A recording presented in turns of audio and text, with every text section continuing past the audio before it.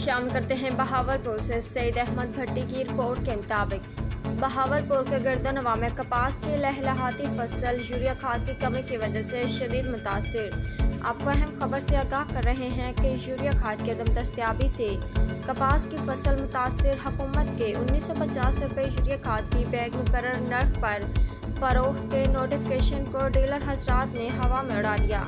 डेरा बखा, तेरा सोलंग, खानगा शरीफ, मुसाफिर खाना, शहीद अड्डा खाद ब्लैक में 2600 रुपये में फरोख्त। हुकूमती रेट कमज़ोर, हुकूमती नुमाइंदे सेल्फियों तक महदूद। कपास की फसल शदीद मुतासिर होने का खदशा, काश्तकार सरापा एहतजाज। वज़ीर-ए-आला पंजाब वज़ीर-ए-आज़म पाकिस्तान से पुरज़ोर मुतालबा किया कि हुकूमत के मुआहदे के नतीजे में जो नोटिफिकेशन यूरिया खाद 1950 रुपये फी बैग जारी हुआ, उस पर अमल दरामद आज तक न हो सका। इस पर अमल दरामद करवाया जाए।